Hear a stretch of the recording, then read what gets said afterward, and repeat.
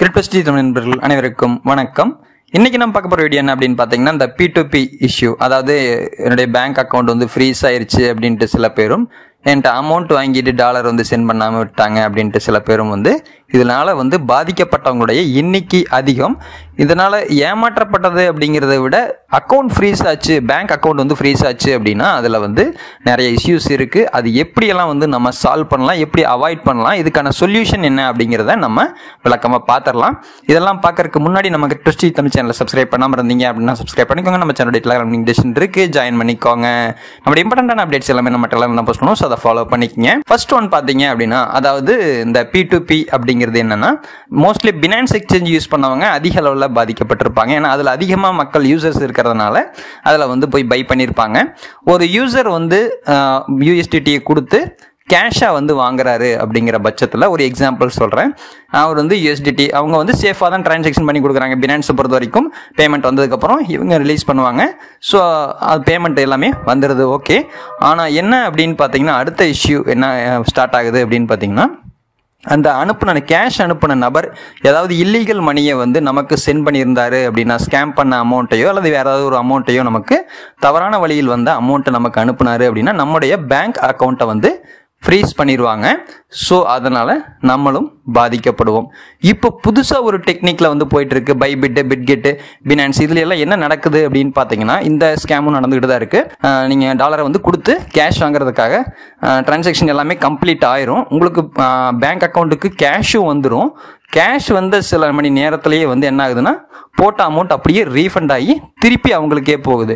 என்ன காரணம் அப்படின்னு பார்த்தீங்கன்னா, உங்களுக்கு பணத்தையும் அனுப்பினோன்னு என்ன ஆகுது, நார்மல் ஆகிக்குது, டிரான்சாக்ஷன் எல்லாமே சக்ஸஸ்ஃபுல் அப்படின்ட்டு அந்த எக்ஸ்சேஞ்ச் சைடும் ஓகே பண்ணிடுறாங்க. பைபிட், பிட்கெட் இந்த ரெண்டு சைடுமே ஓகே பண்ணிடுறாங்க.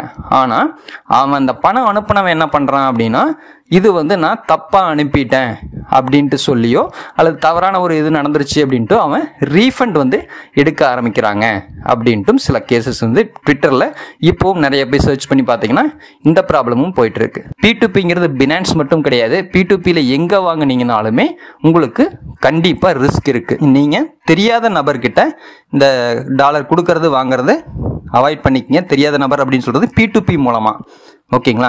ஸோ அடுத்தது இந்த ஃப்ரீஸ் ஆயிருச்சு எப்படி ரெக்கவரி பண்ணுறதுன்னு சில பேர் வந்து கமெண்ட்ல நிறைய பேர் கேட்பீங்க. என்ன அப்படின்னா, இதுக்கு ஒரு சொல்யூஷன் எக்ஸ்சேஞ்ச் சைட்ல இருந்து பார்க்கலாம்.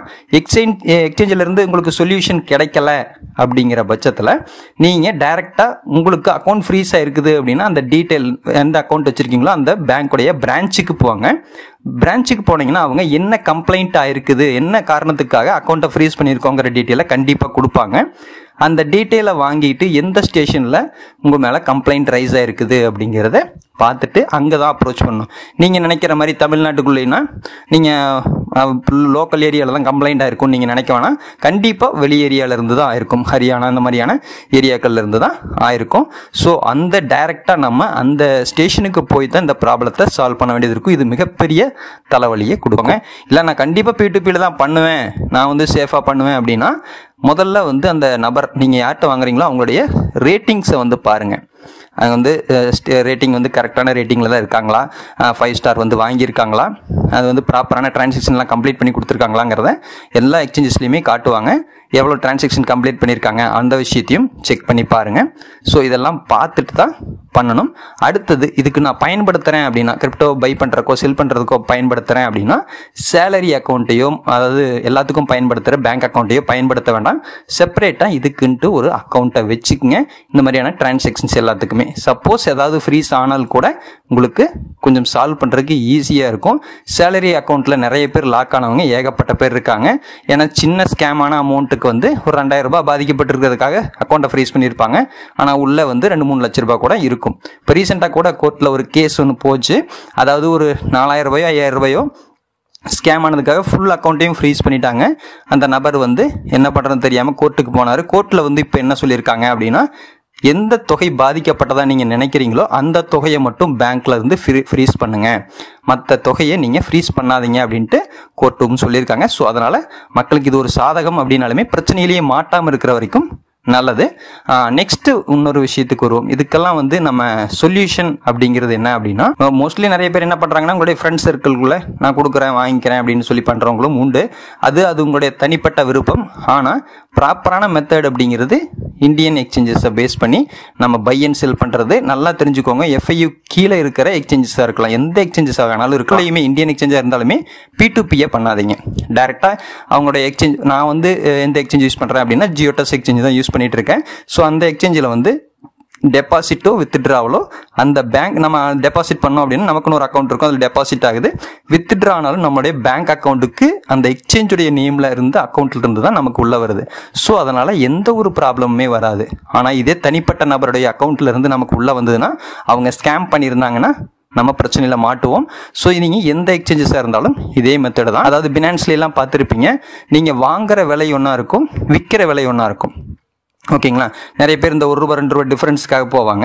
நீங்க பை பண்ணும்போது டாலருடைய விலை அதிகமாகவும், உங்களுக்கு ஒரு ஸ்கிரீன்ல கூட காட்டுறேன், அதிகமாகவும், நீங்க விற்கணும்னு போகும்போது உங்களுக்கு கம்மியாகவும் வாங்கிக்குவாங்க. இந்த மாதிரி ப்ராப்ளம் இருக்கும். இதை சால்வ் பண்றதுக்கு இந்தியன் எக்ஸ்சேஞ்சஸை பொறுத்த வரைக்கும் மோஸ்ட்லி ஒரே மாதிரியான சார்ஜஸ் தான் இருக்கும். பை பண்றதுக்கும் செல் பண்றதுக்கும் ஒரே மாதிரியான சார்ஜஸ் தான் இருக்கும். ஸோ இதை வந்து நீங்க ப்ரிஃபர் பண்ணலாம். இது லீகலான மெத்தடு. உங்களுக்கு வந்து எது கம்ஃபர்டபுளோ அதை பாருங்க. இஃப் சப்போஸ் உங்களுக்கு ஜியோடெக்ஸ் எக்ஸ்சேஞ்சில் அக்கௌண்ட் இல்லை அப்படின்னா கீழே டிஸ்கிரிப்ஷனில் லிங்க் கொடுத்துருக்கேன், அதை கிளிக் பண்ணி நீங்கள் அக்கௌண்ட்டை ஓப்பன் பண்ணிக்கலாம். நிறைய ஆஃபர்ஸும் கொடுக்குறாங்க. ஆனால் இதில் வந்து டேக்ஸ் அப்படிங்கிறது 30% வந்து போகும். ஏன்னா நம்ம பல பிரச்சனைகளை ஃபேஸ் பண்ணுறதுக்கு இது வந்து லீகலான மெத்தட் மூலமாக போகிறது எவ்வளவோ நல்லது. நீங்கள் என்ன நினைக்கிறீங்க அப்படிங்கிறத கமெண்ட்டில் பதிவு பண்ணுங்கள். இந்த வீடியோ உங்களுக்கு யூஸ்ஃபுல்லாக இருக்கும் அப்படின்னு நினைக்கிறேன். இந்த வீடியோ யூஸ்ஃபுல்லாக இருந்துச்சு அப்படின்னா லைக் பண்ணுங்கள், உங்களோட ஃப்ரெண்ட்ஸ்க்கும் ஷேர் பண்ணுங்கள். மீண்டும் அடுத்த வீடியோ சந்திக்கும் முறை வந்துட்டு உள்ளது நான் உங்கள் தாமு. நன்றி.